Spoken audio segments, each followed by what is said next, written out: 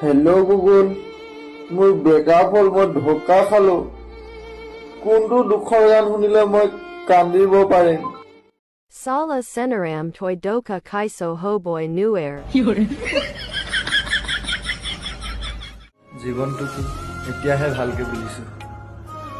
ঘৰত থাকি জীৱনটো উপভোগ কৰা সময়খিনি ঘৰৰ দায়িত্ব লৈ বাহিৰত আহি ইনকাম কৰি আছো।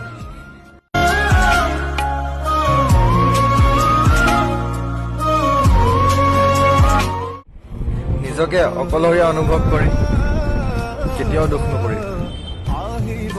নিজক ভাল পাবলৈ শিকা, কাৰণ তোমাতকৈ অধিক তোমাক কোনেও নাজানে।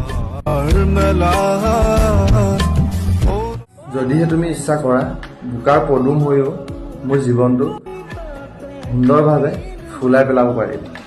আৰু যদিহে তুমি ইচ্ছা কৰা, পানী তলৰ কাঁইট হৈ মোৰ জীৱনটো ধ্বংস কৰিব পাৰিবা। নাজানো তুমি কোনটো চইচ কৰা। আশা কৰোঁ তুমি নিশ্চয় বুজিবলৈ চেষ্টা কৰিবা। নিজৰ ওপৰত বিশ্বাস ৰাখা বন্ধু, কাৰণ সপোন আৰু আপোন কেতিয়া সলনি হয় কোনেও ক'ব নোৱাৰে।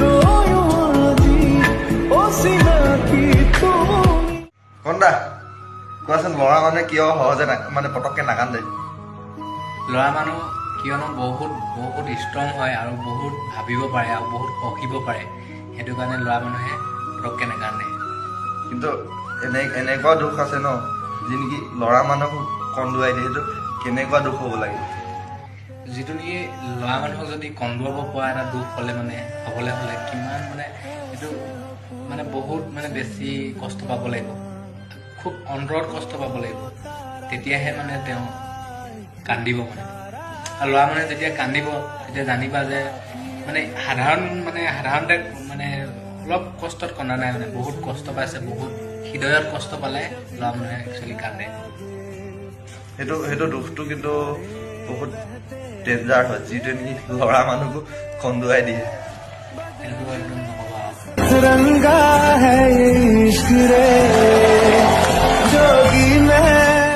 সঁচাকৈ সপোনবোৰ বৰ মূল্যৱান হয়। যি সপোনবোৰ পূৰাবৰ বাবে আজি মা দেউতা আৰু ঘৰখনৰ পৰা আঁতৰত থাকিবলগীয়া হৈছে।